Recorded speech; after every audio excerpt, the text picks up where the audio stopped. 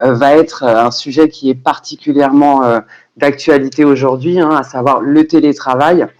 Donc, un décryptage du télétravail tel qu'il existe en France et les enjeux, bien sûr, qu'il y a autour du télétravail actuellement et, bien sûr, pour le pérenniser dans l'avenir. Donc, les intervenants aujourd'hui, bien sûr, ça va être moi-même. Donc, je suis directrice générale de la Fabrique Cherdet et du centre de formation La Fabrique Cherdet Dialogue Social. Et je suis experte en droit social et en négociation collective. Et il y aura également pour la CFTC Cadre Thomas Panouillet, qui est conseiller technique de la CFTC Cadre.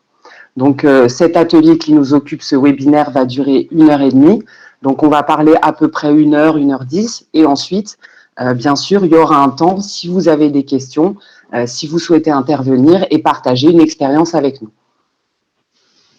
Donc, ce webinaire qui est organisé par la CFTC Cadre, et je l'en remercie d'ailleurs parce que c'est un sujet bien sûr passionnant actuellement, est également organisé en partenariat avec effectivement le site mieuxtélétravailler.fr qui est issu lui-même d'un partenariat entre deux sociétés, donc OKDoc qui est un cabinet de conseil et de recherche dédié à la transformation des organisations à partir de l'expertise de doctorants, et il y a la Fabrique Cherdet Dialogue Social qui est un organisme de formation qui a vraiment pour vocation de proposer aux élus du CSE et aux délégués syndicaux à la fois des formations sur mesure, mais également un accompagnement des réunions du CSE.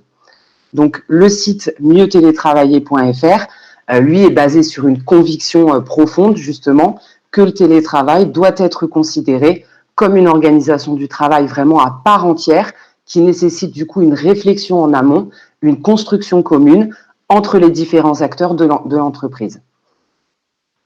Donc, comme je vous le disais, notre webinaire, pour rentrer dans le vif du sujet, va parler du télétravail et tous les enjeux qu'il y a autour du télétravail. Donc, bien sûr, on sait que le télétravail est devenu une pratique incontournable aujourd'hui. Elle est devenue d'autant plus incontournable qu'on est dans une situation malheureusement exceptionnelle. On y reviendra. Et donc, effectivement, dans cette situation exceptionnelle, le télétravail s'est imposé de manière finalement improvisée, sur le tard, et n'a pas été toujours facile à appréhender pour les salariés et bien sûr pour les employeurs également. Donc, du jour au lendemain, près de 8 millions de salariés, près de 8 millions de Français ont dû s'organiser pour télétravailler depuis leur domicile. Et effectivement, on a pu voir que ça avait à la fois des bénéfices et à la fois, bien sûr, des écueils. Donc, dans de nombreuses entreprises, le télétravail est entré par la petite porte. On en reparlera, mais on verra que pour ces 8 millions de salariés, dans la plus grande majorité des cas, 72%, ça s'est fait par des accords de gré à gré. Donc voilà, une discussion avec le salarié, un petit mail, et on est en télétravail. Donc effectivement, ça manquait un petit peu d'organisation. Donc il y a dû avoir vraiment cette improvisation. Or, nous, notre conviction profonde à la CFTC Cadre et à la Fabrique Cherdet et pour le site mieuxtélétravailler.fr, notre conviction profonde, c'est que le télétravail ne peut devenir pérenne et ne peut se généraliser que s'il est organisé et que s'il est organisé au niveau de chaque entreprise. Donc, il faut à la fois, finalement, qu'il réponde à des besoins des salariés, des besoins de protection, des besoins de matériel, des besoins d'écoute de leur directeur, de leur supérieur hiérarchique, et aussi des entreprises. Un besoin d'efficience, un besoin de vérification du travail des salariés et un besoin de gain de gestion des ressources humaines, par exemple. Donc, on va parler de quelques chiffres, mais vous allez voir que de toute façon, on s'est beaucoup basé, puisqu'il y a eu énormément d'études qui sont quand même sorties ces derniers temps sur le télétravail, au regard forcément de la période de confinement, principalement celle de mars à mai, pour être honnête, mais il y a effectivement beaucoup d'études qui sont sorties. On peut citer par exemple celle de l'APEC récemment, on peut citer celle de Malakoff Humanis qui était sortie en avril, ou on peut citer également celle de l'ANDRH. Donc là, par exemple, c'est effectivement tiré de la NDRH ou de Malakoff Humanis et de ces études-là, les chiffres que nous allons voir tout de suite. Donc effectivement, on voit que le télétravail, finalement, a trouvé preneur, a trouvé des personnes qui ont trouvé une appétence. 2/3 des DRH interrogés, par exemple, attendent des gains de productivité liés au développement du télétravail. 82% d'entre eux envisagent une revue à la hausse de la part des postes éligibles en télétravail. Un quart des DRH interrogés a mis la crise sanitaire à profit pour développer justement ces nouveaux modes alternatifs de travail. Donc voilà, mais on voit également qu'il y a des écueils, et Thomas vous en reparlera encore mieux que moi tout à l'heure, puisqu'on voit par exemple que 45% des télétravailleurs ont eu des difficultés à se déconnecter. Donc voilà, et on voit par exemple encore que 85% des DRH souhaitent le développement du télétravail de façon pérenne et souhaitable. Ce qu'il faut voir, c'est comment finalement on fait d'un vœu pieux une réalité dans le monde du travail de demain. Donc là encore, hein, on voit que le télétravail a été extrêmement apprécié et sollicité par les salariés. Donc, par exemple, dans cette période de confinement, la perception en elle-même du télétravail est restée globalement positive. Hein. On voit quand même une note de 8 sur 10 quasiment. Hein. Donc chez les Français, ça relève quand même d'un grand assentiment, on peut dire. 54%, cela dit, des télétravailleurs estiment qu'ils n'ont pas bénéficié d'un accompagnement suffisant, par exemple une formation, une sensibilisation au risque des outils de travail à distance. Et 67% des DRH interrogés considèrent que l'accompagnement des collaborateurs et des managers est une priorité pour permettre le développement du télétravail. Donc là encore, hein, on va voir que finalement, le télétravail, dans sa manière d'être conçu au niveau de l'entreprise, peut éviter tous les écueils qui finalement ressortent des études nationales.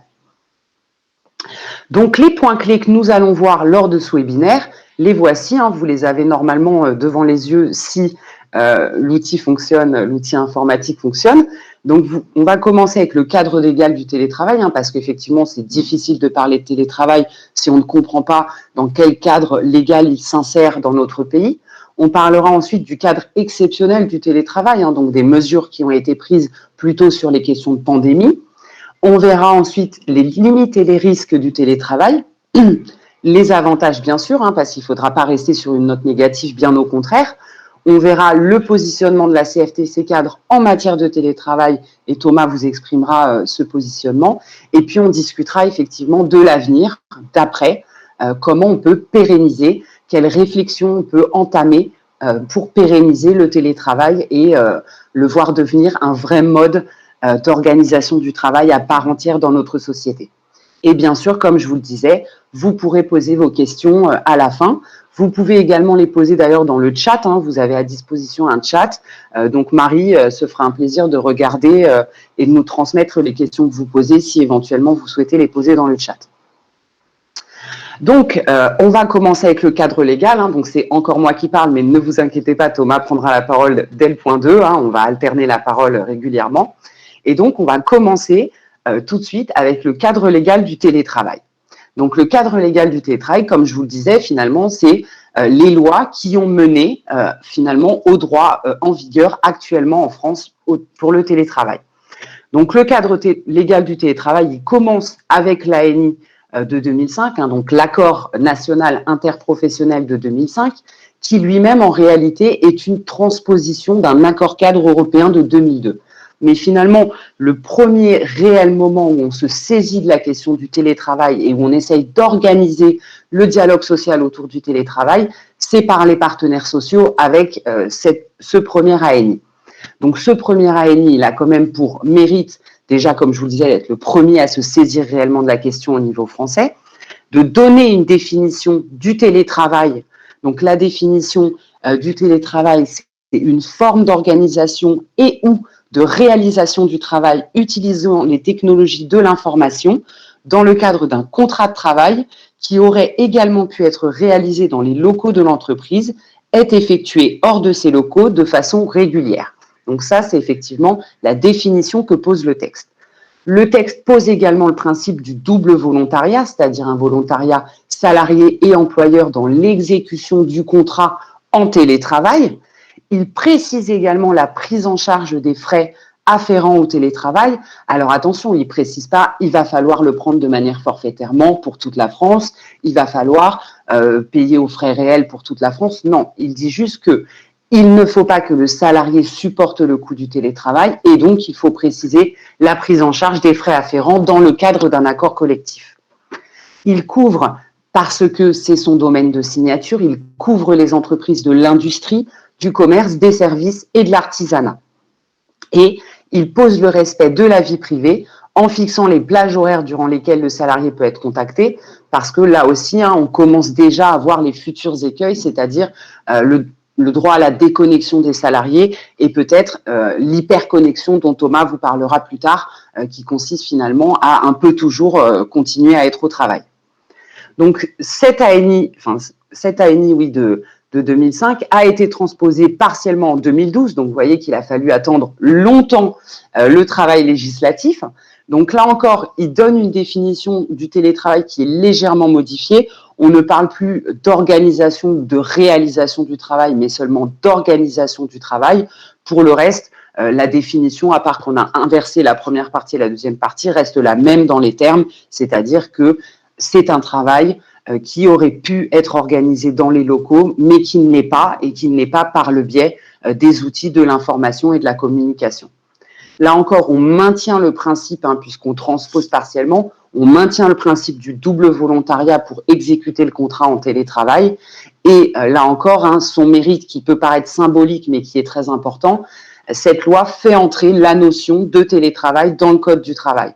Donc là encore, ce qui est intéressant historiquement, entre guillemets, de se rendre compte sur ce cadre légal, c'est que finalement, c'est apparu peu de temps, c'est en réaction finalement à la pandémie H1N1, où là encore, on avait sollicité du télétravail pour les salariés. Même si bien sûr, on s'en souvient beaucoup moins, puisqu'elle n'a pas donné, bien heureusement, elle n'a pas donné ce que donne la pandémie d'aujourd'hui.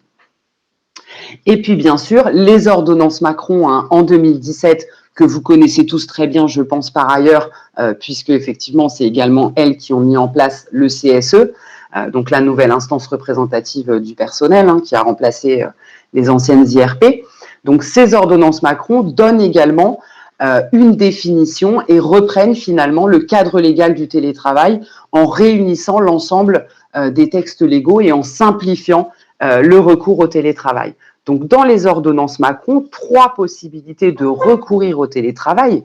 Les accords de gré à gré avec l'employeur. Donc, comme je vous le disais, ils sont simplifiés parce qu'ils sont formalisés par tout moyen. Et le refus doit être motivé de l'employeur. Hein. Donc, effectivement, on ne se contente pas de refuser, on doit le motiver. Donc, ça simplifie le recours. Deuxième possibilité de recours, celle qui vraiment, que nous favorisons, hein, autant en tant que Fabrique Cherdet Dialogue Social qu'en tant que CFTC Cadre, hein, mais Thomas le redira, c'est la conclusion bien sûr d'un accord collectif, parce qu'il ne peut pas y avoir de télétravail organisé sans un accord collectif qui borde, qui limite l'ensemble des conditions applicables à ce télétravail et des modalités de mise en œuvre. À défaut de la conclusion d'un accord collectif, il est toujours possible de rédiger une charte unilatérale relative au télétravail sur lequel il faudra consulter le CSE. Et enfin, bien sûr, suite à la situation actuelle que nous avons vécue, hein, et que bien sûr personne ne souhaite revivre, l'ANI du 26 novembre 2020 est intervenue. Et cet accord, il faut le notifier quand même, c'est un accord qui est d'une rapidité historique. 3 semaines de négociation. Au niveau national, c'est vraiment historique. D'habitude, ça prend quand même un peu plus de temps. Et donc, ça montre, à mon sens, le message qu'ont voulu envoyer les organisations syndicales, c'est-à-dire qu'ils comprennent et qu'ils comptent se saisir extrêmement rapidement de cette question parce qu'ils en comprennent l'urgence. Et donc, un accord, hein, a donc vu le jour le 26 novembre 2020. Et cet accord, il y a une phrase dedans qui, à mon sens, résume assez bien son objectif, sa volonté profonde dans la rédaction, c'est expliciter l'environnement juridique applicable au télétravail, proposer aux acteurs sociaux dans l'entreprise et dans les branches professionnelles un outil d'aide au dialogue social, un appui à la négociation, leur permettant de favoriser une mise en œuvre réussie du télétravail. Donc, on voit bien vraiment ici les objectifs. Hein. C'est un environnement juridique applicable, un outil d'aide au dialogue social, un appui à la négociation pour une mise en œuvre réussie du télétravail. Donc, je pense que les objectifs sont clairs. Pour ces objectifs, il faut quand même préciser, l'ANI du 26 novembre 2020 n'impose aucun cadre contraignant. Comme elle le dit elle-même, elle donne un guide, un modèle à suivre, les écueils dans lesquels il ne faut pas tomber dans la conclusion de son accord d'entreprise. Voilà l'utilité de cette ANI. Donc, elle souligne, ce que j'ai trouvé très intéressant tout au long de l'ANI, c'est de souligner assez régulièrement l'importance de maintenir le collectif de travail, l'importance à la fois de maintenir le lien social entre les salariés qui télétravaillent, mais également le lien social entre les salariés qui télétravaillent et ceux qui ne télétravaillent pas. Mais également faire du télétravail un sujet de dialogue social réfléchi entre les représentants des salariés et de l'employeur. Encore une fois, l'idée n'est pas d'imposer aux employeurs ou aux salariés un carcan qui ne correspondrait pas du tout aux réalités de leur entreprise. L'idée est de leur dire voilà des sujets dans lesquels vous pouvez vous retrouver au niveau du dialogue social et du télétravail. Et dans ce cadre-là, effectivement, on veut faire du télétravail vraiment un sujet central. On met l'accent également dans cet accord sur la formation à la fois des managers, mais également des équipes, c'est-à-dire les équipes en télétravail, avec un rappel des bonnes pratiques concernant les outils informatiques. Donc, effectivement, ça va être un rappel sur le socle, par exemple, de consignes minimales à respecter quand on est en télétravail, sur, par exemple, quels sont les outils informatiques qui sont mis à disposition par l'employeur et qui garantissent la confidentialité des échanges et la confidentialité des données. Donc voilà, donc ça va être aussi de rappeler le principe selon lequel les frais engagés par un salarié doivent être supportés par l'employeur. Donc là encore, on n'impose rien, mais on précise que les frais et la manière dont ils sont engagés et remboursés doivent là encore faire l'objet de modalités précises dans un accord collectif. Donc voilà, maintenant, je vais laisser la parole à Thomas qui va vous expliquer effectivement le cadre exceptionnel du télétravail, donc un petit peu en matière, enfin, dans les moments de pandémie. Voilà, je te laisse la parole. Bonjour à tous. Alors pour ceux qui ne me connaissent pas, je suis Thomas Panouillet, je suis le juriste et conseiller technique de la CFTC Cadre. Et là, je vais vous présenter en fait le cadre exceptionnel du télétravail, puisque vous le savez, en fait, les circonstances exceptionnelles que nous connaissons actuellement permettent de mettre fin au principe fondamental du télétravail, selon lequel le télétravail ne peut être mis en place que sur la base du volontariat. Donc en fait, de manière presque prémonitoire, les ordonnances Macron ont prévu à l'article 1222-11 qu'en cas de circonstances exceptionnelles, notamment de menaces d'épidémie ou de force majeure, la mise en œuvre du télétravail peut être considérée comme un aménagement de poste de travail rendu nécessaire pour permettre la continuité de l'activité de l'entreprise et garantir la protection des salariés. Donc la conséquence de ce petit article qui se trouve dans le Code du travail, c'est que contrairement au principe auquel on est très attaché à la CFTC Cadre du volontariat dans le télétravail, des circonstances exceptionnelles comme actuellement une pandémie peuvent permettre à l'employeur d'imposer le télétravail aux salariés. Il y a même une étape supplémentaire qui est franchie, puisqu'en la matière, la mise en place du télétravail devient même une obligation pour les entreprises, compte tenu des principes généraux de prévention et de l'obligation pour l'employeur de prévenir et d'assurer la santé et la sécurité des salariés. Donc le protocole sanitaire, qui est actuellement en vigueur pour les entreprises, prévoit d'ailleurs toujours un télétravail à 100%, sauf depuis le 7 janvier, en cas de besoin, il est possible de demander à revenir sur site un jour par semaine. Donc c'est une exception récente pour soulager les effets du télétravail et notamment l'isolement. Mais hormis cette exception, la ministre du Travail, Elisabeth Borne, l'a encore rappelé récemment, le télétravail n'est pas une option, c'est une obligation. Donc ça signifie que le télétravail doit être généralisé pour l'ensemble des activités qui le permettent. Pour les métiers facilement télétravaillables, ça ne pose pas vraiment de problème. En revanche, pour les autres métiers, comment fait-on? En fait, il va falloir identifier concrètement les activités qui peuvent faire l'objet d'un télétravail et non pas réfléchir en termes de métier. Un métier peut sembler a priori complètement non télétravaillable, mais en regardant bien, il y a souvent une part de l'activité qui peut être faite à distance. Par exemple, les métiers, les techniciens, même les techniciens peuvent avoir des activités de back-office, un suivi des réclamations, par exemple, ou même des activités de partage entre eux. Et tout ça, ça peut se faire en télétravail. Le télétravail peut également être l'occasion de traiter des dossiers en retard, de développer des projets, de consolider des actions qui ne sont pas forcément prioritaires pour l'entreprise, mais qui vont être quand même indispensables.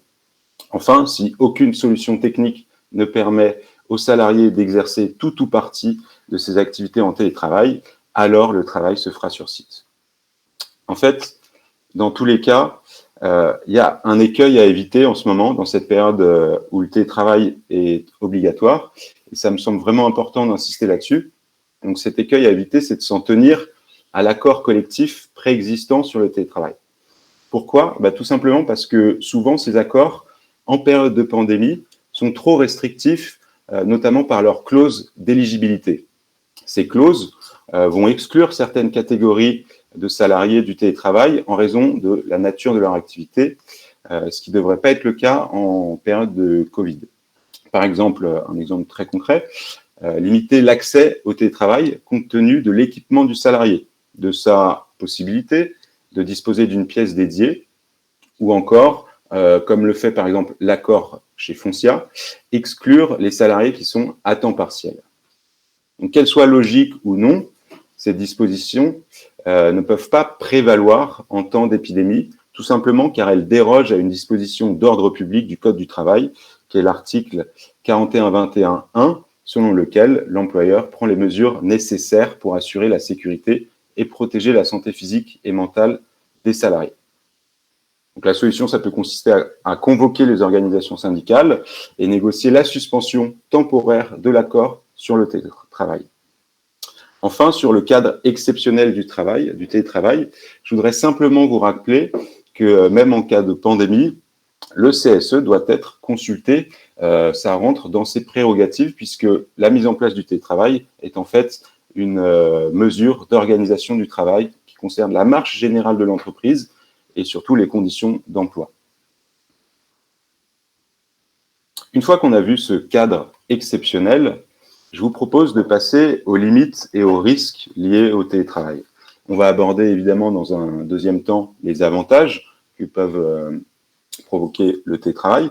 Et on a décidé d'aborder d'abord les limites, puisque ces limites, en fait, sont vraiment, on le constate, liées au télétravail en mode dégradé, tel qu'on le connaît aujourd'hui. Alors, le problème lorsqu'on parle du télétravail, c'est que c'est une organisation qui regroupe des réalités très différentes. Selon les différentes études, on se rend compte qu'il y a à peu près un tiers des salariés qui veulent faire beaucoup de télétravail, un tiers qui souhaite en faire de manière occasionnelle et un tiers qui ne souhaite pas du tout télétravailler. Donc, en fait, à travers ces études, on se rend compte de la diversité des cas de figure, ce qui plaide vraiment pour une appréciation au cas par cas du télétravail, en fait, au plus près du terrain et des aspirations à la fois des salariés et des entreprises. On s'aperçoit aussi parfois que malgré la bonne volonté des entreprises qui mettent des places et encadrent cette organisation, des situations restent toujours très différentes entre, par exemple, des parents avec 3 enfants dans un petit appartement et un ingénieur qui va pratiquer le télétravail depuis 10 ans quotidiennement avec un matériel haut de gamme, une pièce dédiée, un fauteuil ergonomique. Donc, pour peu que le logement soit mal adapté, le travail à distance va être vécu pour les uns comme une libération, alors que pour les autres, ça va être vécu comme un véritable enfer. On l'a tous connu, enfin beaucoup d'entre nous, on a dû travailler sur un coin de table, sur l'unique ordinateur disponible dans le foyer, avec des proches un peu trop proches, créant un risque d'implosion professionnelle et personnelle. En fait, c'est l'effet coin de table sur lequel je reviendrai par la suite. Donc, pour aborder vraiment les différentes limites et les différents risques, je vais déjà vous parler de la menace pour la communauté de travail que peut faire peser le télétravail. Donc, en fait, c'est quelque chose d'assez connu. Le télétravail crée un risque de délitement des collectifs et donc d'une moindre adhésion aux valeurs de l'entreprise.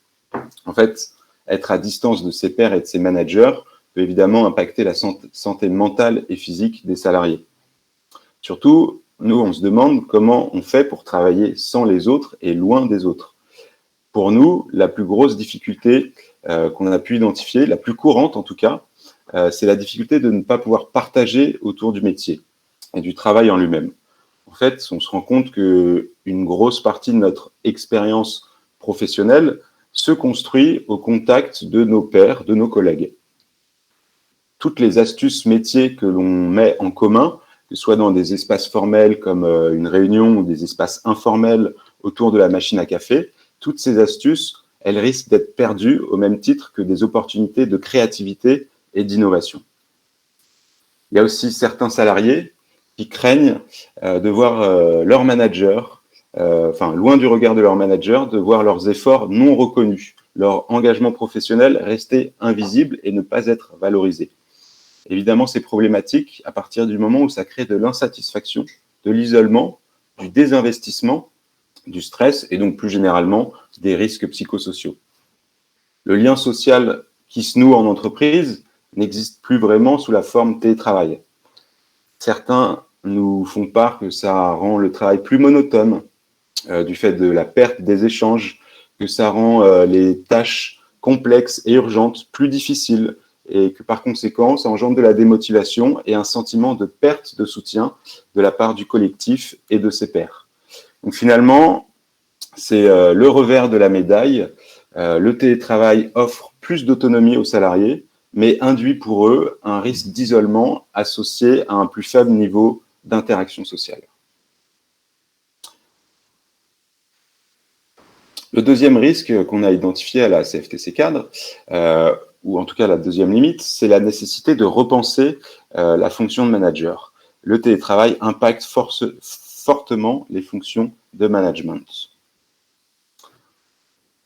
Avec la distanciation, le lien qui se distend, les managers, et particulièrement les managers de proximité, peuvent avoir le sentiment un peu de perdre le contrôle de la qualité et de la performance de leurs équipes et avoir le sentiment aussi de voir leur charge de travail augmenter.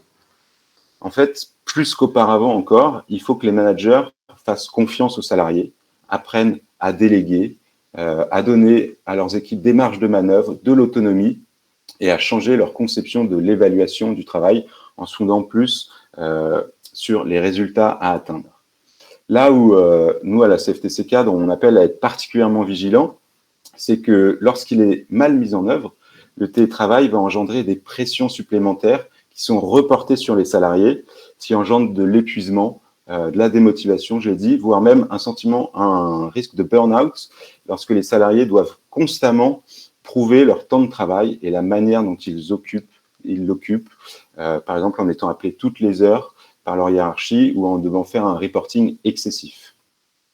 Donc, selon nous, la performance en télétravail va vraiment résulter des liens de confiance qui peuvent se nouer entre les salariés et leurs managers. Il faut insister donc sur le rôle clé des managers, parce que si en présentiel, l'énergie va venir essentiellement du groupe, de l'émulation entre ses membres et des échanges qu'il y a entre les membres, en télétravail, c'est plus compliqué. Et là, pour le coup, l'énergie va surtout venir du manager qui doit savoir l'insuffler à ses équipes. Donc finalement, on se rend compte que les équipes, là, avec l'expérience et le peu de recul qu'on a, on se rend compte que les équipes savent souvent faire en télétravail, ils savent faire preuve d'autonomie et c'est pas forcément très pertinent de conserver une organisation du travail ultra verticale. Il y a un autre défi qui se pose, en tout cas particulièrement aux organisations syndicales, c'est adapter le dialogue social au télétravail. Ça représente vraiment pour les IRP et les représentants du personnel un nouveau défi.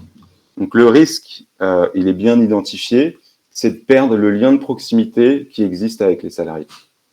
La problématique, elle est déjà connue, notamment pour les travailleurs de nuit ou les travailleurs postés, qui ont un taux de syndicalisation très inférieur aux autres salariés. En fait, c'est logique, de par leur horaire atypique, le lien se délite, ce qui oblige les IRP à repenser la manière dont ils souhaitent à l'avenir soutenir ces salariés. Le dialogue social, lui, dans les entreprises, fort heureusement, il ne s'est pas interrompu pendant la pandémie.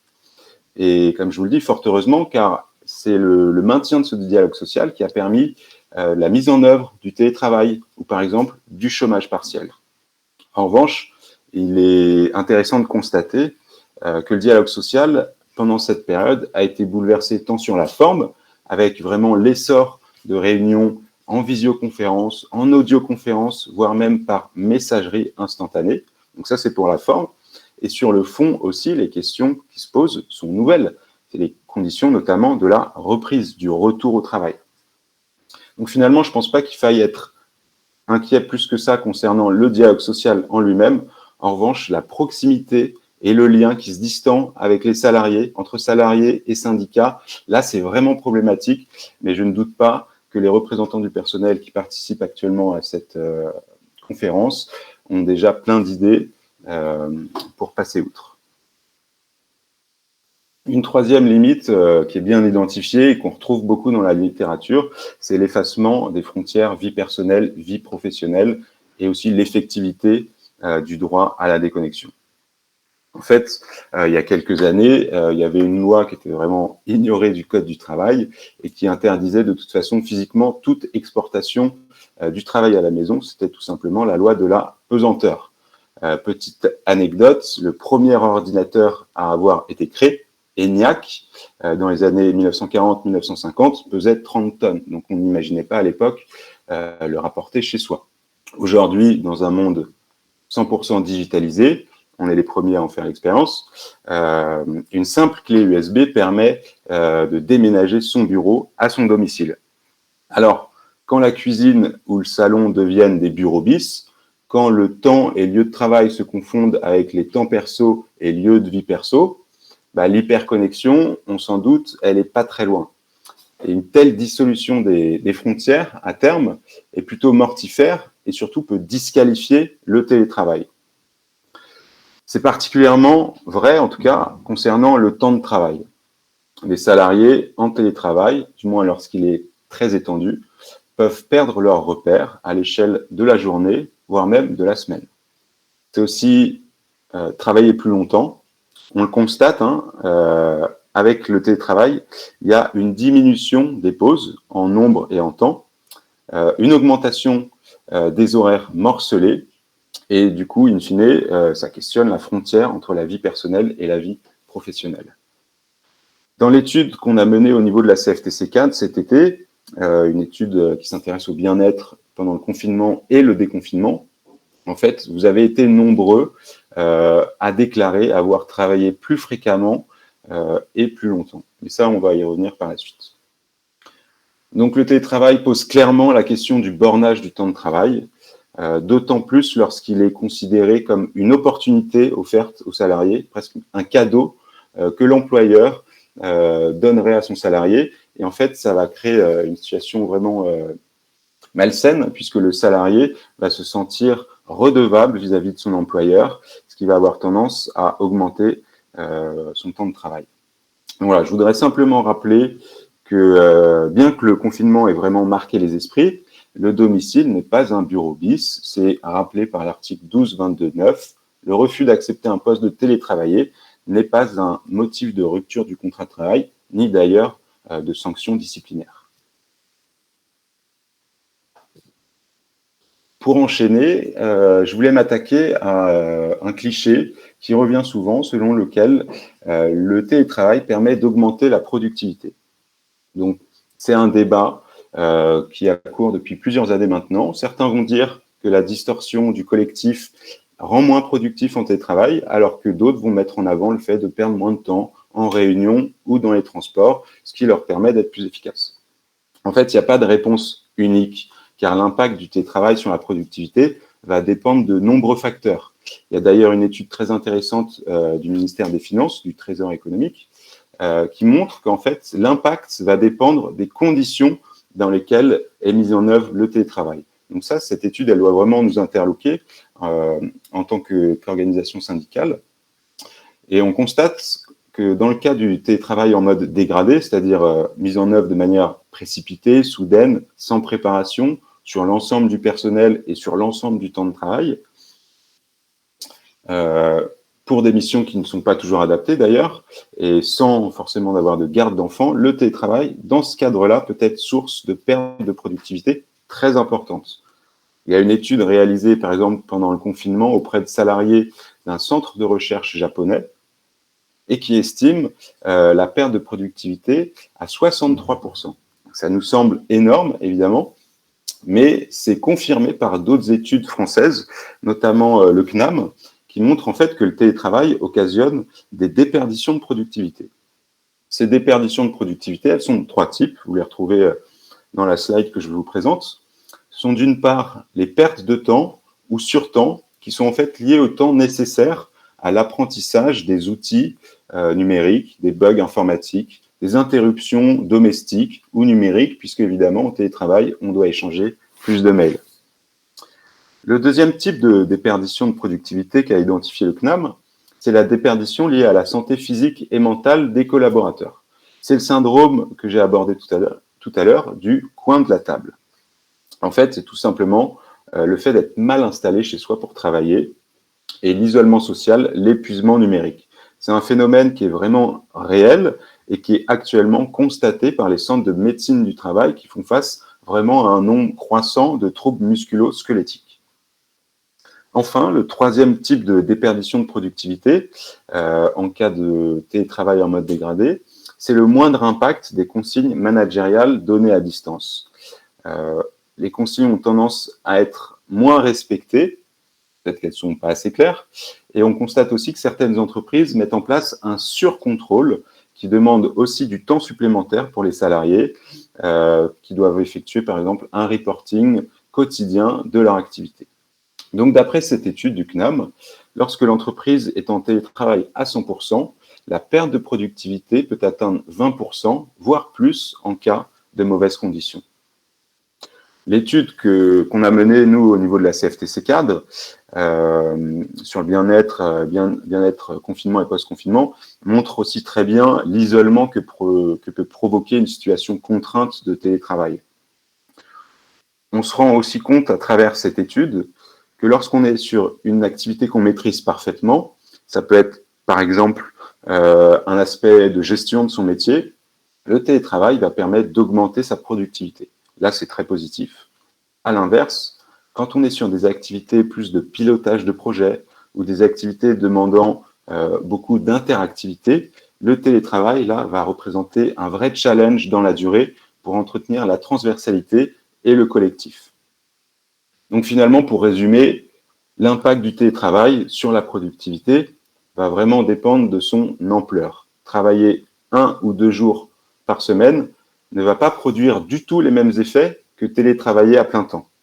Les effets sont en forme de cloche, mais ça, je vais y revenir tout à l'heure. Je voulais insister aussi très rapidement sur les risques d'inégalité entre ceux qui télétravaillent et les autres salariés. En fait, vu qu'il y a une très forte proportion des salariés qui sont passés en télétravail, est apparu sur le marché un nouveau clivage entre ceux qui y ont accès et ceux qui n'y ont pas accès. La question s'est posée d'ailleurs d'autant plus sérieusement en période de pandémie, et on peut comprendre la frustration, voire même la colère de ceux qui, pendant le confinement, étaient en première ou deuxième ligne avec un manque cruel de protection, de masques, de gel hydroalcoolique, le sentiment d'iniquité que ça provoque, alors que certains collègues étaient au chaud chez eux. On a eu à la CFTC4 des retours d'expériences parfois assez déroutants et on est heureux de les recevoir parce que ça montre qu'il y a quand même un soutien entre salariés. Par exemple, des cadres qui disposent d'un bureau individuel qui ont été placés en télétravail alors que leurs assistantes, en open space, elles devaient venir chaque jour pour un travail qui pourtant pouvait être effectué à distance. En fait, ça montre clairement un manque de confiance. Traditionnellement, il faut un certain niveau de responsabilité, voire d'ancienneté pour bénéficier du télétravail, alors que, en pratique, c'est surtout une question d'autonomie et de discipline. En termes de statistiques, on aussi, selon les études, il y a 2 études qui s'y intéressent, Malakoff-Médéric et celle du Trésor économique, entre 61 et 70% des télétravailleurs qui sont des cadres ou des professions intermédiaires. Après, en matière de métier, il y a des vraies disparités, et ça, vous pourrez le voir sur les graphes que je vous présente en ce moment, que ce soit par secteur, il y a par exemple beaucoup de télétravail chez les cadres commerciaux, les ingénieurs informaticiens. En revanche, dans le secteur des services à la personne, c'est une organisation qui s'est très peu développée. Et vous pouvez constater aussi qu'en fonction des catégories socio-professionnelles, il y a de vraies disparités qui sont en train de se créer autour du télétravail. Voilà, et pour conclure sur ces risques entre les télétravailleurs et les non-télétravailleurs, la littérature économique indique que le réservoir d'emplois pouvant faire l'objet d'un télétravail intégral ou presque ne concerne qu'une partie des métiers et on estime que ça concerne entre 40 et 50% des métiers en France.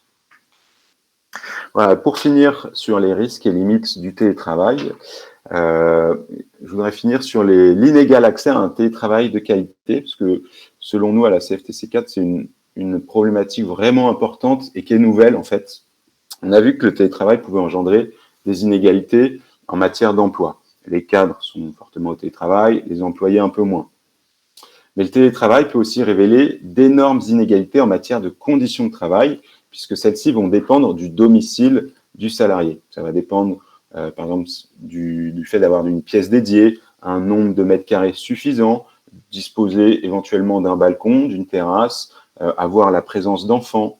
Donc en fait, le lieu de vie, la position sociale du ménage, voire même le sexe, on va le voir, vont faire varier les conditions de travail. Alors qu'en fait, on le sait, pour qu'un télétravail soit de qualité, il faut qu'il réponde à certaines conditions minimum de l'équipement informatique, un espace dédié ou un minimum isolé, un management qui s'adapte, un collectif qui est entretenu ou encore une charge de travail raisonnable. Je voudrais vous donner quelques exemples. Dans l'agglomération parisienne, les actifs sont plus diplômés. Ils ont donc été plus nombreux à passer en télétravail, 58% contre 41% des actifs occupés en France.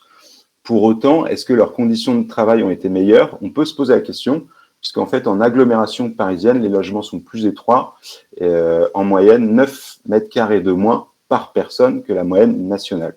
Donc, vous imaginez bien que pour une famille de 4 personnes, c'est une différence qui peut vraiment être énorme. Donc, cette pression en fait, résidentielle qui est liée au lieu de vie, elle se retrouve dans l'espace de travail. Toujours dans l'agglomération parisienne, 40% des télétravailleurs exercent dans une pièce partagée avec d'autres personnes, des enfants, d'autres membres du foyer, dans la cuisine, dans le salon. Sur le reste du territoire, cette proportion n'est que de 34%. La situation des femmes aussi s'est particulièrement détériorée et est pour nous vraiment inquiétante. En fait, quand elles sont en emploi, les femmes sont autant en télétravail que les hommes. En revanche, leurs conditions de télétravail diffèrent largement. On peut le mesurer à partir, par exemple, de la présence d'enfants au domicile. Et ce qui m'a étonné, c'est que les femmes sont plus souvent entourées d'enfants. 48% des femmes en télétravail vivent avec un ou plusieurs enfants au moment du confinement, alors que les hommes n'étaient que 37% à vivre avec des enfants. Encore plus surprenant, c'est concernant les pièces dédiées. Les femmes disposent moins souvent d'une pièce dédiée à elles. En moyenne, seuls 25% des femmes télétravaillent dans une pièce dédiée où elles peuvent s'isoler, alors que pour les hommes, c'est 41% qui en bénéficient. Cet écart, il est même encore plus accentué chez les cadres, puisque chez les cadres, les femmes ne sont que 29% à avoir une pièce dédiée, quand les hommes sont presque 50% à avoir une pièce dédiée. Donc on le voit, le télétravail peut révéler des inégalités qui existent déjà, et c'est un point sur lequel il faut être particulièrement vigilant. Mais je ne voulais pas dresser un tableau trop sombre du télétravail, parce qu'on le sait, il y a aussi beaucoup d'avantages. Donc mon propos, c'était vraiment de souligner les limites lorsque l'on pousse au maximum le télétravail. Mais pour passer à une touche un peu plus positive, Clémence va enchaîner sur les aspects vraiment positifs et bénéfiques de cette organisation du travail. Donc oui, effectivement, je vais reprendre la parole. Merci beaucoup pour les risques et les limites. Alors j'espère effectivement que vous n'êtes pas tous trop tristes devant votre écran en vous disant « Mon Dieu, le télétravail, que d'écueils, que de limites et tellement de risques ». Parce que je trouve que ce qui est intéressant dans le propos quand même que Thomas vient d'avoir sur les risques et les limites, c'est que finalement, moins c'est organisé, plus c'est improvisé et plus c'est à 100%, c'est-à-dire plus on se rapproche effectivement d'un distanciel continu au lieu d'alterner un présentiel et un distanciel, plus effectivement il y a des écueils, il y a des limites et il y a des risques pour la santé du salarié, pour sa capacité à se concentrer, etc., comme il vient de le dire.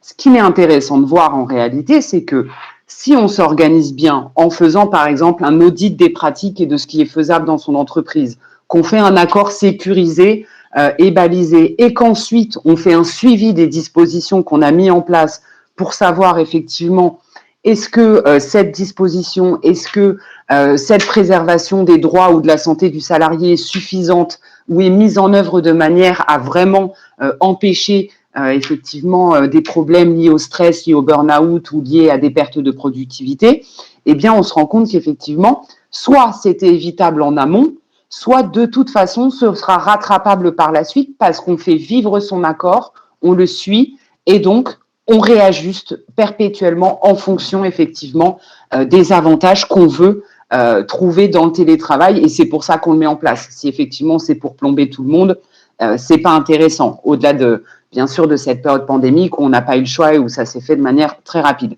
Donc si vous me permettez cette petite boutade entre guillemets, finalement le télétravail c'est peut-être un peu comme l'alcool et les hamburgers. Avec modération, ça a des avantages et c'est bien.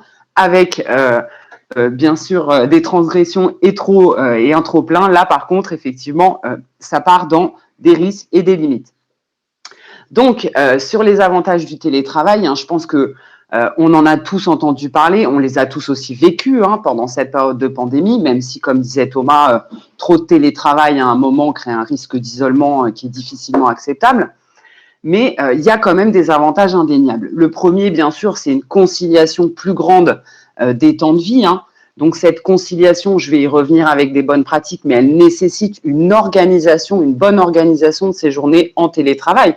C'est-à-dire que le télétravail, pour être avantageux, pour y trouver des bénéfices, doit à la fois s'organiser au niveau de l'entreprise, mais effectivement, il ne faut pas se leurrer, il faut aussi personnellement, en tant que professionnel dans tel ou tel domaine, on organise sa journée de travail en télétravail, parce qu'effectivement, ça demande un petit peu plus de discipline que quand on a peut-être la motivation des collègues dans l'open space, comme disait Thomas tout à l'heure.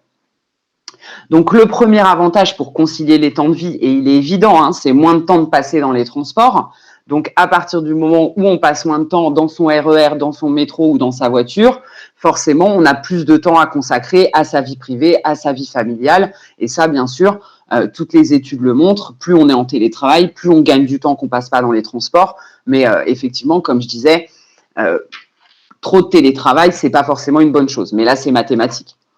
La flexibilité de l'emploi du temps, il y a énormément de cadres, par exemple 32% des cadres qui veulent continuer le télétravail parce qu'ils considèrent que ça leur permet de gérer des imprévus, rendez-vous médical, courses, enfants malades par exemple. Donc effectivement, il y a une flexibilité de l'emploi du temps. Là encore, on voyait pour un certain nombre des cadres qui s'organisent et qui disent s'organiser de telle manière, par exemple, à pouvoir jouer avec leurs enfants de 16h à 18h et à reprendre 2 heures de travail, par exemple, de 18h à 20h. Et donc, de décaler quelque part un tout petit peu ou une petite partie des tâches de sa journée de travail pour être plus disponible dans les temps de vie personnels. Donc, comme je vous disais, ces avantages en télétravail, dans sa journée de télétravail concrètement, il nécessite aussi des bonnes pratiques pour séparer les temps de vie, parce que bien sûr, comme disait Thomas, le télétravail, c'est pas inné, ça se prend en main également. Et là, pour le coup, c'est personnel, c'est soit face à son travail. Et là, dans ce cadre-là, effectivement, il ne faut pas hésiter à se définir, à se donner des bonnes pratiques à appliquer. Donc, par exemple, définir à l'avance son temps de travail. Je vais travailler sur la plage horaire 9h-12h. À 12h, c'est la pause midi, je ne regarde plus un mail. Je vais reprendre jusqu'à 18h. À 18h, pareil, si je reçois un mail, tant pis, ce sera pour demain 9h. Je mets des tâches que je dois réaliser potentiellement dans ce temps-là pour voir effectivement si je respecte bien mon emploi du temps de la journée. Je peux effectivement m'aménager une pièce dédiée. Alors, de ce que j'ai compris de ce que disait Thomas, clairement moins pour nous les femmes, mais en tout cas, les hommes pourront s'aménager une pièce dédiée. En tout cas, on peut également s'aménager un espace dédié, c'est-à-dire considérer qu'un bureau, un endroit particulier d'une pièce est complètement aménagé et dédié au travail et qu'effectivement, on ne fait plus ces activités privées dessus. Alors effectivement, je ne cache pas qu'il faut en avoir la possibilité et que, comme disait Thomas, peut-être à Paris, par rapport à la province, ça peut être plus compliqué. Mais dans la mesure du possible, plus on peut s'organiser son espace de travail, plutôt effectivement, comme on le voit sur la photo, hein, de travailler sur son lit, avachi, etc., eh bien, permet effectivement de séparer les temps de vie. Donc là encore, hein, favoriser également pour une plus grande conciliation des temps de vie et pour trouver encore son intérieur agréable, favoriser l'utilisation des tiers-lieux, hein, qui permettent effectivement, quand ce sera à nouveau possible, qui permettent une alternance entre le télétravail à domicile et le télétravail effectivement dans d'autres locaux. Et également, hein, ne pas hésiter à garder des rituels. Par exemple, voilà, je suis en télétravail et personne ne va me voir de la journée, mais je m'habille comme si j'avais été voir mes collègues, je me maquille comme si j'avais été voir mes collègues, je me lève à l'heure où je me serais levée si j'avais eu la réunion qu'on a d'habitude. Voilà, c'est ce genre de rituel qui vous permettent de vous maintenir aussi dans le télétravail et qui vous permettent du coup d'éviter de distendre votre temps de travail sur toute la journée et de concilier les temps de vie. Un autre avantage dans le télétravail, c'est l'élargissement du périmètre de l'emploi. Il y a eu une prise de conscience, donc ça a été par exemple une étude qui a été menée dans un dossier sur le télétravail par Le Monde, hein, le journal Le Monde dernièrement, où on voyait que certains DRH, certains chefs d'entreprise avaient pris conscience de la facilité finalement à travailler en dématérialisé, en distanciel, et donc potentiellement à recruter sur des territoires plus vastes. Là où avant on se disait il est à 2h30 de voiture, ça va être problématique, peut-être que ce frein, ce verrou vient de sauter finalement avec le confinement parce que beaucoup de DRH vraiment se sont rendus compte qu'on pouvait travailler avec des gens partout en France. Même encore plus, hein, certains ont été jusqu'à dire qu'ils engageaient une réflexion globale sur le travail en mode projet, réalisable cette fois-ci avec des travailleurs du monde entier. Donc ça prouve bien que même le décalage horaire, à partir du moment où les outils informatiques sont efficients, qu'il n'y a pas de problème effectivement à travailler avec le monde entier. Et dans le même cadre d'idées, beaucoup de DRH ont exprimé que pour eux, effectivement, ça avait levé un autre verrou, un autre frein, hein, c'est la facilité d'employer les personnes en situation de handicap. Effectivement, employer une personne en situation de handicap, ça veut dire adapter son poste de travail, ça veut dire donc avoir une réflexion sur cette adaptation. Là, effectivement, en télétravail et aussi sur le transport de cette personne, en télétravail, ces questions-là ne vont plus être problématiques pour l'employeur. Attention, je ne suis pas en train de dire qu'il faut absolument rien faire pour le salarié en situation de handicap et en télétravail. L'ANI de 2020 rappelle d'ailleurs l'importance de certaines garanties de santé en matière de personnes en situation de handicap qui seraient en condition de télétravail. Donc voilà, donc là encore, c'est assez intéressant de voir que finalement, à s'organiser à la hâte très rapidement, on a levé en fait des a priori, je dirais même des préjugés sur le télétravail, et on s'est rendu compte finalement qu'il était possible partout, avec tout le monde, et qu'il pouvait donc finalement redynamiser nos territoires parce que tout le monde est embauchable partout.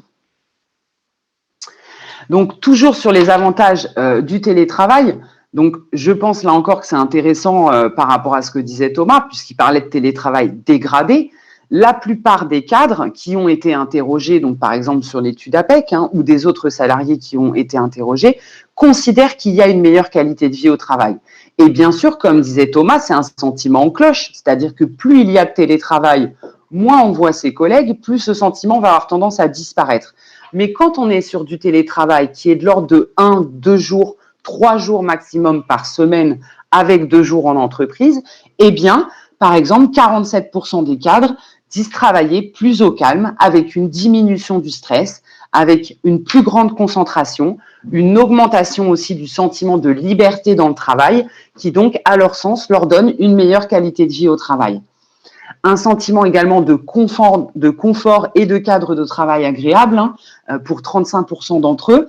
Donc là encore, on sent effectivement que le fait d'être chez soi peut aussi rassurer certaines personnes par rapport à un environnement de travail qu'ils peuvent des fois considérer comme hostile. Tout simplement, et on va y revenir sur les avantages des RH, il peut y avoir moins de tension avec certains collègues. Le corollaire négatif étant qu'il peut y avoir peut-être effectivement, comme quelqu'un disait sur le chat, moins de rencontres avec les bons collègues. Mais effectivement, ce qui est intéressant de se rendre compte, c'est qu'il y a un sentiment de confort, de je suis chez moi, je connais et donc je travaille agréablement. Et je travaille sur des plages horaires qui sont plus importantes parce que je suis moins dérangée par mes collègues. Donc, il y a également, qui a été constaté, une baisse de l'absentéisme au travail, c'est-à-dire que les entreprises, dans le cadre effectivement du télétravail mis en place, ont constaté une baisse de l'absentéisme au travail. Donc là encore, il y a un autre corollaire, c'est une augmentation du présentéisme. Le présentéisme consistant, si vous ne le savez pas déjà, à être présent dans son entreprise ou à être présent sur l'exécution de son travail alors même qu'on est malade, en réalité, et qu'on pourrait se faire arrêter. Donc voilà, donc il y a également bien sûr ce corollaire négatif qui est effectivement le présentéisme au travail. Mais en tout cas, on constate des effets tels qu'une baisse de l'absentéisme et donc une appétence effectivement pour le télétravail tranquillement chez soi qui fait diminuer le stress. Encore donc sur les avantages du télétravail, donc là aussi beaucoup de salariés l'ont constaté. Là encore, il doit y avoir des disparités assez importantes entre les cadres et les non-cadres et aussi des disparités, comme le disait Thomas, entre les managers et les cadres qui ne managent pas d'équipe, puisque par exemple, on constate que les cadres qui managent des équipes ne sont que 63% à mettre en avant les avantages du télétravail, alors que les cadres qui ne managent pas d'équipe sont 72%.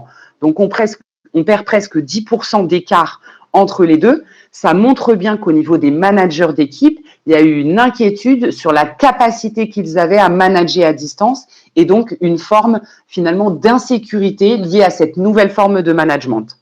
Donc, il est intéressant de se rendre compte, encore une fois, que tout écueil a sa solution, c'est-à-dire la formation des managers au travail à distance, que ce soit à la fois sur comment je fixe des objectifs, comment je maintiens le lien avec mes équipes, et à la fois sur des questions plus techniques et informatiques, de comment je prends en main les outils du télétravail.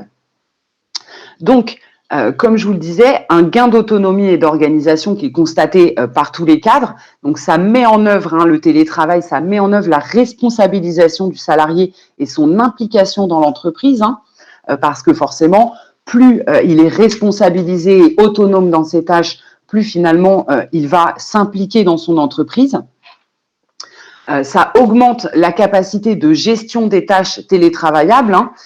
Donc là encore, sur toutes ces tâches télétravaillables, on s'est rendu compte, pour les raisons que je vous donnais dans mes premiers avantages, qu'à partir du moment où il faut s'organiser pour avoir une journée de télétravail qui est menée à bien, eh bien, on augmente du coup la capacité de gérer ces tâches. On augmente par le télétravail également l'efficacité et la productivité du salarié. Donc, c'est très intéressant, là encore, ce que disait Thomas, puisqu'effectivement, là encore, c'est en cloche. C'est-à-dire que si vous êtes sur du 1 jour, 2 jours, 3 jours télétravaillés, alors là, les études montrent effectivement qu'on augmente l'efficacité parce que effectivement, on change le travailleur d'environnement et c'est un environnement qui l'apaise, donc on augmente son efficacité. Mais en revanche, si on passe à du 4-5 jours, à savoir donc du 100% télétravaillé, eh bien là, effectivement, cet effet d'efficacité a tendance à complètement stagner, voire à être une perte en réalité de productivité.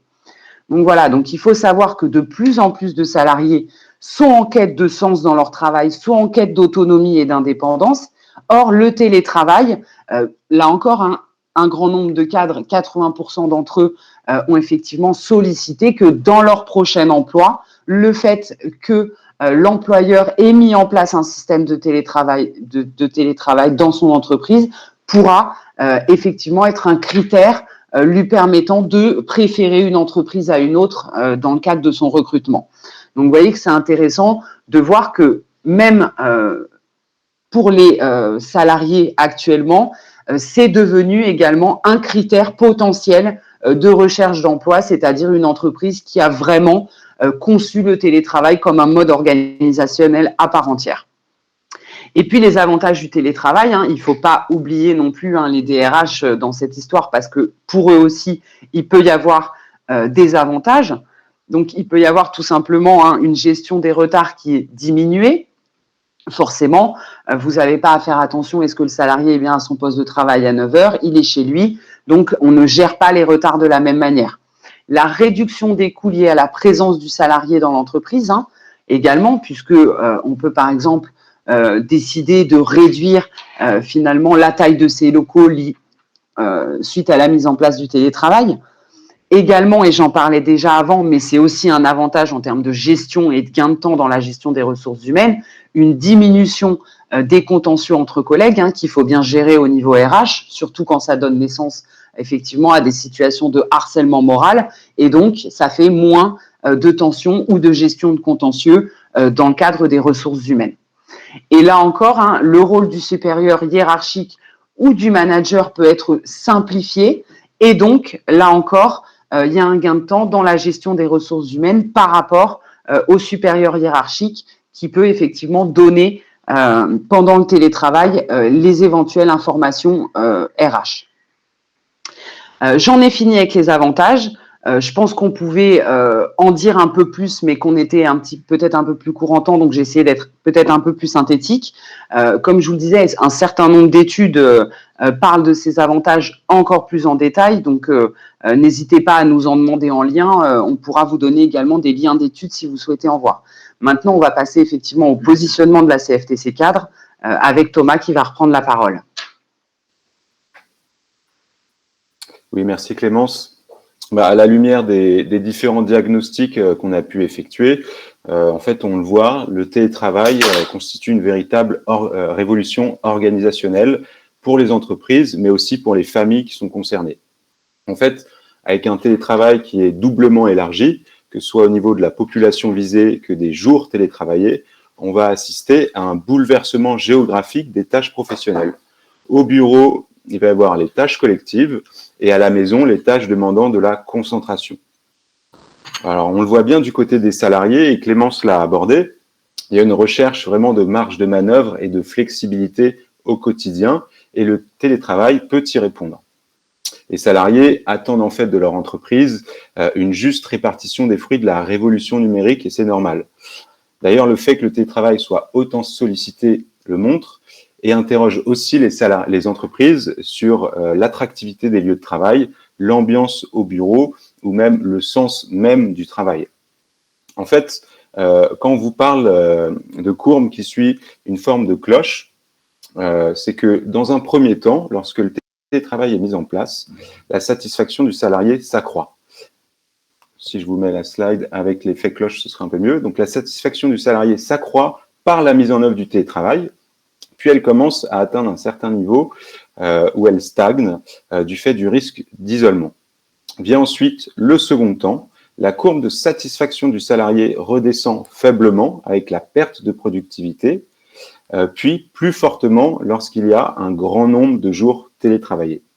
C'est pourquoi nous, à la CFTC cadre, et évidemment hors circonstances exceptionnelles ou circonstances particulières, pour nous, l'idéal se situe autour de 2 ou 3 jours de télétravail par semaine, puisque dans ce cadre-là, le salarié est alors en capacité de répartir ses tâches pour maximiser les avantages de chacun des modes de travail.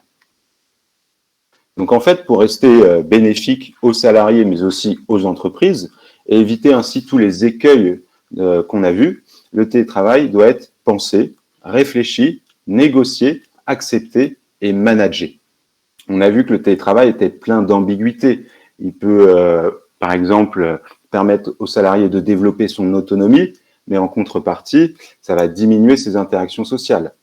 Donc potentiellement, le télétravail peut être contre-productif lorsqu'il n'est que le fruit d'arrangements individuels conclus au fil de l'eau.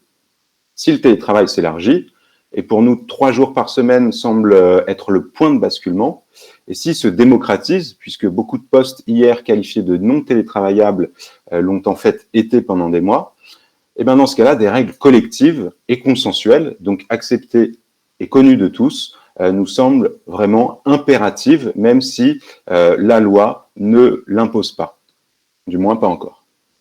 Alors, ces règles, elles peuvent être issues, Clémence l'a très bien dit, d'une simple charte unilatérale, mais pour nous, à la CFTC CAD, il est clair qu'un accord collectif compatible avec les textes déjà existants sur la QVT, la GPEC, la charte informatique, eh ben, un accord spécifique est à tout point de vue préférable. Et d'ailleurs, c'est pas du tout hors de portée, puisque beaucoup d'accords sur le télétravail ont été signés avant la pandémie, le sont actuellement, et beaucoup le sont à l'unanimité, ce qui limite d'ailleurs fortement le risque de contentieux ultérieur. Mais pour que ces accords soient bons, il faut qu'ils soient négociés au plus près du terrain, au niveau de l'entreprise, voire même de l'établissement.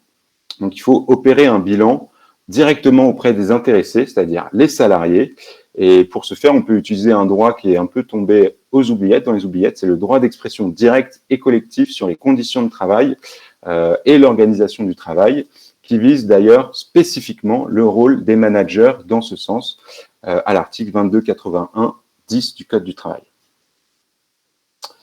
Alors, il y a plusieurs enquêtes qui montrent les effets bénéfiques du télétravail et que ces effets sont davantage perceptibles lorsque les entreprises ont mis en place le télétravail à travers le dialogue social. C'est très sérieux, c'est l'INSEE qui le montre. Ça montre d'une part que lorsqu'il y a un accord conclu, il n'y a quasiment aucun cas de télétravail imposé. Le principe du volontariat est presque toujours respecté lorsqu'il y a un accord. Autre avantage de signer un accord, de passer par les représentants du personnel, c'est que ça limite vraiment de manière considérable les horaires atypiques. La tendance à travailler plus de 50 heures par semaine ou le soir après 20 heures serait très largement réduite, nous dit l'INSEE, lorsqu'il existe un accord collectif encadrant le télétravail. C'est une étude de l'INSEE en 2019. Le télétravail permet-il d'améliorer les conditions de travail des cadres?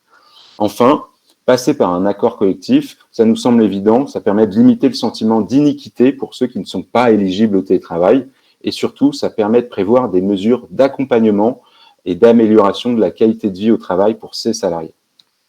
Donc c'est pourquoi, en tout cas je le pense, la CFTC a signé l'ANI du 26 novembre 2020 pour une mise en œuvre réussie du télétravail.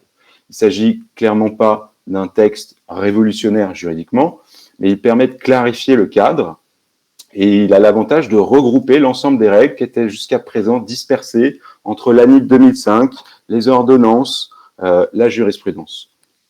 Dans l'entreprise, la souplesse de ce texte permet aux partenaires sociaux qui négocient sur ce thème de se donner vraiment toutes les clés pour adapter le télétravail à leur spécificité.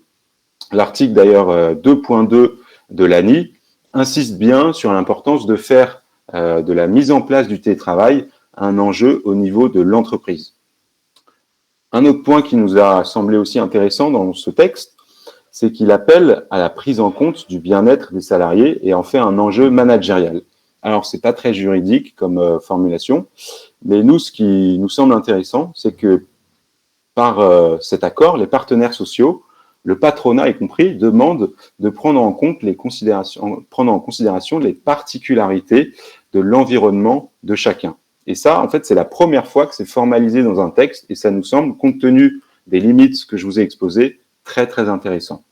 Par exemple, les employeurs sont appelés à organiser des formations car il est explicitement dit que le télétravail nécessite une aptitude plus forte à utiliser notamment les outils du numérique. Alors, pour finir, nous, il nous semble que ce texte assure finalement un équilibre. En fait, en contrepartie de sa disponibilité pour l'entreprise pendant le télétravail, ce qui est normal, le salarié ne doit pas subir une dégradation de ses conditions de travail ou de sa santé, qu'elle soit mentale ou physique. Donc ça nous semble être un garde-fou très important. Et c'est pourquoi la CFTC a été signataire de cet accord. Alors pour autant, il y a encore des questions qui sont en suspens pour l'avenir, puisque l'émergence de cette forme de travail est très récente. Et si on a quelques idées des impacts que ça peut avoir à court terme, enfin on a des idées assez claires de ce que ça peut avoir à court terme comme impact, à plus long terme, c'est encore plus ouvert, et Clémence va vous en parler rapidement. Oui, alors déjà, je m'excuse de disparaître pendant que Thomas parle. Je reprends vos questions qui sont sur le chat et auxquelles je n'ai pas accès de mon propre ordinateur. Donc, forcément, je vais sur un autre ordinateur pour condenser vos questions et y répondre après. Donc, je m'excuse pour ça. Donc, très rapidement, parce qu'on se rapproche de l'heure de fin. Et après, finalement, déjà, c'est un premier constat. C'est-à-dire que le télétravail doit être adapté, comme disait Thomas, aux entreprises et que ça reste à façonner. Même si, comme il le disait, il y a eu un grand nombre d'accords qui ont été signés cette année, enfin l'année précédente, en 2020.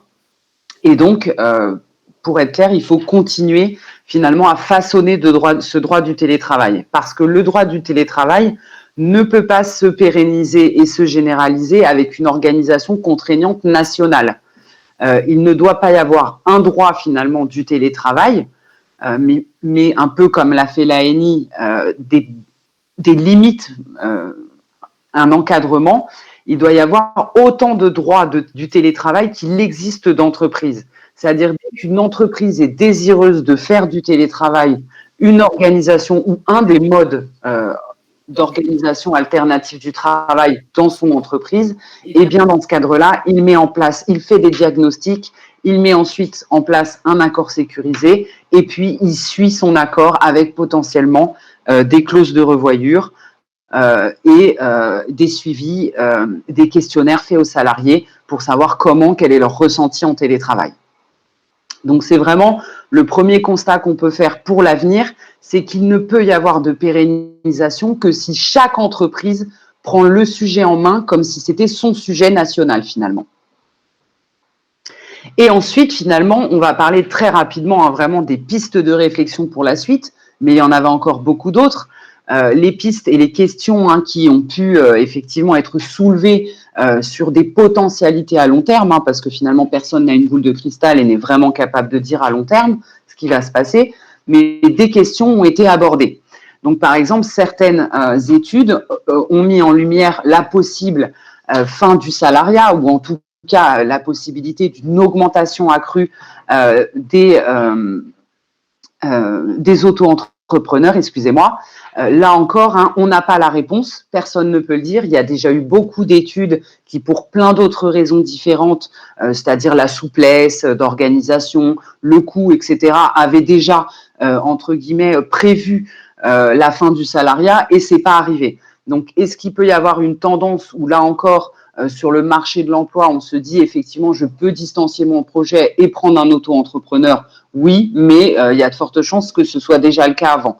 Aucune étude tend à prouver que le télétravail met à mal le salariat tel qu'on le connaît actuellement en France et dans les proportions dans lesquelles on le connaît en France. Pareil, il a été question, quand on est finalement sur des réflexions très futuristes, d'abandonner complètement les entreprises avec locaux et de faire du dématérialisé complet. Là encore, on ne peut pas avoir ce type de réflexion de manière globale, on ne peut l'avoir qu'à un niveau d'entreprise. C'est-à-dire, si mon niveau d'entreprise ne met en place que des tâches télétravaillables, pourquoi pas? Si en revanche, comme le montraient très bien les chartes de Thomas, si on se retrouve dans une entreprise du commerce, ça va être beaucoup plus difficile d'abandonner l'entreprise avec les locaux. Donc pareil, est-ce qu'on peut imaginer finalement que le télétravail devienne un mode de travail à 100%, dans la même lignée que l'abandon de l'entreprise avec les locaux? Certains employeurs ont mené cette réflexion, mais là encore, ils ont bien vu avec l'exécution à long terme, quand je dis long terme, je parle de quelques mois, dans le sens où les salariés, le premier mois, étaient très contents d'être en télétravail à 100% et qu'on a bien vu finalement l'étiolement de ces chiffres, et plus le temps passe, plus les salariés ressentent cet isolement dans le télétravail à 100%. Donc pareil, une autre piste qui a pu être envisagée et qui, à mon sens, est peut-être une des plus intéressantes, c'est aussi le commencement de la mise en place des bureaux partagés, c'est-à-dire par exemple le lundi et mardi, le bureau est au collègue X, le mercredi il est au collègue Y et le jeudi et vendredi il est au collègue Z. Donc là encore, avec, si on le met en place, des accords qui précisent effectivement la confidentialité de chacune des données que manie le salarié. Voilà, des garanties, des garde-fous dans ce cadre-là. En tout cas, et vraiment pour finir là-dessus, mais si vous souhaitez intervenir sur des pistes de réflexion, vous le pouvez également dans le chat. Trouver vraiment la clé de la pérennisation, ce sera vraiment de trouver un mode organisationnel adapté et qui est gagnant-gagnant.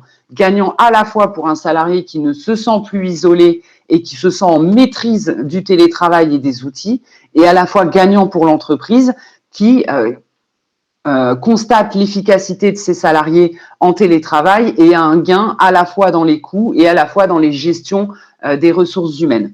Donc là encore, ce qui sera important dans l'avenir, c'est finalement aussi de continuer les études qu'on est en train de regarder là et de suivre les effets psychosociaux du télétravail à long terme sur les salariés. Et le suivre à toutes les étapes, c'est-à-dire suivre les effets psychosociaux un jour, suivre les effets psychosociaux à 2 jours ou suivre les effets psychosociaux à 3 jours, 4 jours, 5 jours télétravaillés. Et se rendre compte effectivement de comment on peut adapter le télétravail pour évidemment contrer et parer les effets psychosociaux négatifs qui pourraient voir le jour. Donc voilà, notre webinaire est maintenant terminé pour ce qui concerne la présentation. Donc on va passer aux questions. 2 questions nous avaient été posées au préalable, c'est-à-dire en amont d'aujourd'hui. Donc, on va en parler d'abord et puis après, on va essayer de prendre les questions que vous avez posées. Mais comme je vous disais, il nous reste très, très peu de temps, donc rapidement. Donc, une première question a été posée par pas mal de personnes, c'est comment identifier les tâches télétravaillables? Et je crois là-dessus que Thomas, tu voulais répondre. Oui, parce que ça relève du cadre exceptionnel. C'est une question qui se pose beaucoup en ce moment. En fait, c'est pas très compliqué, comme je vous l'ai dit, il faut sortir de la logique métier et s'intéresser vraiment aux tâches professionnelles. Donc, très rapidement, on fait une étude de chaque poste, on essaye d'identifier les actions dévolues à chaque salarié pour essayer de faire ressortir celles qui peuvent être faites à distance. Si besoin, on préconise même de modifier dans une certaine mesure l'activité du salarié. Par exemple, lui demander d'effectuer des tâches qui ne sont pas d'habitude jugées prioritaires, mettre à jour des procédures, mettre à jour des supports, faire de la veille, par exemple. Donc, une fois qu'on a fait cette étude de poste, on évalue les freins à la mise en place du diagnostic. Quels sont, par exemple, les obstacles au télétravail? Est-ce que c'est l'accès au serveur à distance? Est-ce que c'est la qualité du réseau? Des questions de confidentialité des données, des questions de relations avec les clients à préserver, de maîtrise des outils numériques par le salarié. Donc, une fois qu'on a fait l'étude de poste, évalué les freins, il n'y a plus qu'à lever ces freins. Donc, ça peut être la fourniture de matériel justement spécifique, l'installation de connexions sécurisées, de visioconférences, des plages horaires spécifiques pour les clients. Voilà à peu près comment on peut identifier les tâches télétravaillables. Après, force est de constater que certaines ne le sont pas du tout. Et là-dessus, il n'y a pas de solution miracle.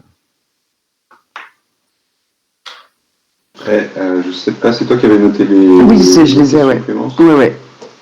Une autre question qui avait été posée en amont, avant de prendre celle que vous avez posée dans le chat, c'est quels sont les points clés à négocier pour un accord? Donc, du coup, je vais répondre. On avait déjà fait un premier webinaire qui était consacré à cette question. Donc, si vous voulez, si certains en ont besoin, je renverrai le lien. Mais en tout cas, nous, on avait déterminé effectivement 6 points clés. Mais là encore, il n'y a pas de vérité gravée dans le marbre, ça dépend de l'entreprise.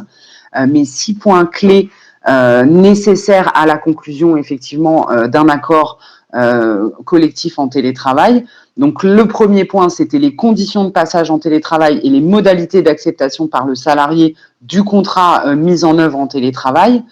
Le deuxième point, c'était de déterminer la forme de télétravail, 1 jour, 2 jours, des jours flottants, des jours fixes. Déterminer les salariés éligibles, et là je pense que je ne vais pas reprendre ce qu'a dit Thomas sur effectivement qu'est-ce qu'est une tâche télétravaillable qui potentiellement rend un salarié éligible. Il faut s'intéresser dans la conclusion de votre accord également aux modalités de mise en œuvre du télétravail, donc effectivement de l'espace de travail, très important, et les frais liés à l'espace de travail. Beaucoup de questions ont été posées sur ça, donc je vais y revenir. Les droits, en cinquième point, les droits du télétravailleur. Quels sont ces droits? Le droit à la déconnexion, le droit de connaître effectivement les plages horaires de travail, le droit de savoir qu'il est à égalité de traitement avec les salariés qui, eux, restent en présentiel dans l'entreprise, par exemple. Et bien sûr, garantir la santé des salariés en télétravail, que ce soit l'ergonomie de leur lieu de travail, que ce soit potentiellement, effectivement, le droit à la déconnexion également. Donc voilà, donc ça pour nous, c'est les 6 points clés. Mais là encore, ils sont mouvants. Vous pouvez avoir des situations en fonction d'un diagnostic que vous feriez dans une entreprise où un point serait moins important qu'un autre. Mais en tout cas, un accord sera difficilement complet si vous n'abordez pas ces points-là, sans vous dire vous devez écrire absolument ça ou ça dedans. Là encore, ça reste à votre négociation avec l'employeur. Mais il faut que vous vous disiez à un moment donné, si je n'ai rien sur les modalités d'acceptation, par exemple, par le salarié du contrat en télétravail, c'est que j'ai un problème et que je vais avoir un vide juridique plus tard dans l'application de mon accord collectif. Voilà, donc ça peut être un petit peu embêtant. D'autres questions, celle-là étant terminée, d'autres questions m'ont été posées. Donc, par exemple, comment comprendre à défaut une charte par rapport à un accord collectif? Non, effectivement. Alors, on m'a demandé si ça voulait dire qu'on ne peut pas conclure d'accord collectif, qu'on ne peut pas faire de charte unilatérale tant qu'on n'a pas fait d'accord collectif. Non, ce n'est pas ça que ça veut dire. L'employeur peut faire une charte unilatérale à tout moment, mais effectivement, dans le cadre, ça peut être à défaut également parce qu'il peut avoir d'abord commencé par essayer de conclure un accord collectif qui n'a pas marché. Une autre question a été posée du même style qui faisait référence aux CSE qui sont en première ligne sur la négociation des accords de télétravail. Donc, je voulais apporter une petite précision. Normalement, c'est le délégué syndical qui est en première ligne sur la négociation d'un accord en entreprise. Le CSE peut toutefois intervenir quand il est question effectivement d'absence cette fois-ci de délégués syndicaux dans l'entreprise. Et dans ce cas-là, ils peuvent être mandatés par les organisations syndicales pour négocier directement avec l'employeur un accord collectif. Une autre question, je vais peut-être laisser Thomas répondre. Mon employeur me propose depuis le 6 janvier de revenir dans l'entreprise jusqu'à 3 jours par semaine. Je l'ai compris, dans l'entreprise. Si je me trompe, que la personne n'hésite pas à me le dire. Est-ce qu'il devrait proposer un jour maximum? Donc, je suppose qu'on fait référence à la situation exceptionnelle où la ministre du Travail a dit qu'on pouvait revenir un jour par semaine dans son entreprise, mais effectivement pas 3. Donc, du coup, si tu veux apporter une réponse. Ouais, alors là, ça va être difficile de répondre précisément, parce qu'en fait, ça va dépendre vraiment de l'activité du salarié. Si l'employeur considère qu'il y a une partie de son activité qui doit être faite sur site, il est en droit d'imposer aux salariés de venir sur site. En revanche, après, en cas de contentieux, c'est le juge qui tranchera. Moi, je privilégierais plutôt une approche vraiment prudente pour les employeurs. Le risque est réel en ce moment. Donc, comme l'a rappelé la ministre du Travail, c'est une obligation et non pas une option, le télétravail. Il y a une autre question, peut-être pour conclure, qui est revenue, je crois, 2 fois concernant les frais avancés dans le cadre du télétravail.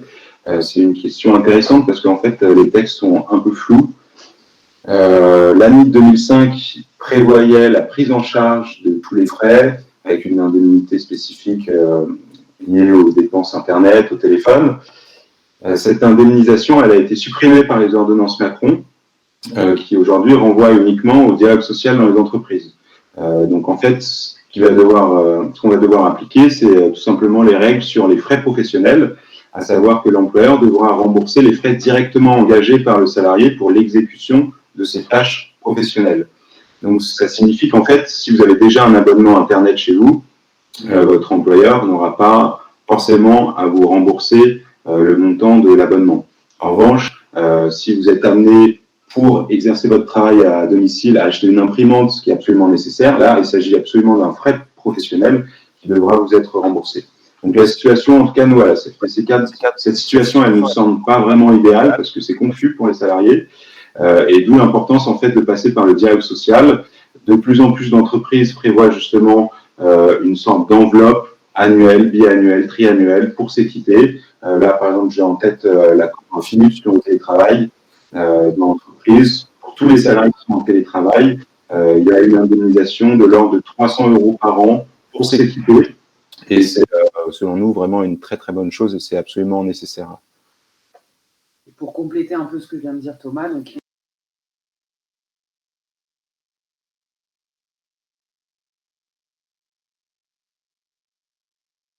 excusez-moi, j'avais le micro fermé. Ce que je voulais préciser pour préciser un tout petit peu plus ta réponse, c'est que l'accord de l'ANI de 2020 précise effectivement que c'est une question de dialogue social et que cette question, elle pourra passer soit par une indemnisation en frais réels, soit par une indemnisation forfaitaire, soit par effectivement l'attribution d'une indemnité de télétravail de manière plus globale. Donc là encore, et là ça revient sur ce que disait Thomas, ce sera à chaque entreprise de déterminer laquelle de ces trois options est la plus justifiée et la plus adaptée à sa manière de télétravailler. Voilà, donc je pense qu'on a répondu à toutes vos questions, du coup, il me semble, que j'ai vu. Et je vais laisser du coup Bernard Ayat, le secrétaire de la CFTC, le secrétaire général de la CFTC Cadre, prendre la parole pour vous remercier. Eh ben, merci Clémence. Moi, je tiens vraiment à vous remercier Thomas et Clémence de cette présentation très complète et puis de ce bon éclairage sur les enjeux et le décryptage du télétravail. Je pense que ça a bien plu à tout le monde. Je tiens à remercier aussi Marie qui est dans l'ombre pour cette préparation et le bon déroulement de cette visioconférence. Merci également à tous les participants. Vous étiez plus de 100 là à un moment donné, même 115 je crois avoir compté. Et puis la qualité des échanges.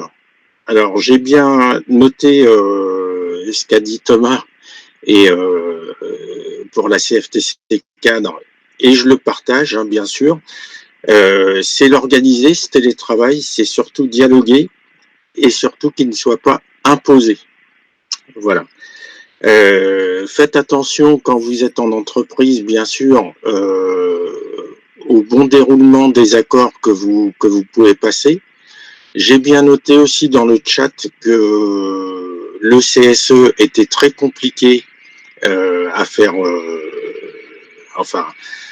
à faire vivre, on va dire, même au niveau des voyages, des théâtres, etc., etc. Et je pense qu'on fera peut-être une prochaine visioconférence sur le sujet, avec Clémence, si ils en sont d'accord. Donc je pense que beaucoup de choses ont été dites, donc je ne vais pas vous tenir plus longtemps. Encore merci Clémence, Thomas, Marie et vous tous. Et puis je vous dis à bientôt pour une prochaine visio. Merci à vous. J'espère effectivement que ça a plu à tout le monde. Merci à tous d'avoir été si nombreux. Merci à tous pour votre participation. Merci. Merci, bonne fin de journée, au revoir. Et bonne année. Bonne année également. Bonne année.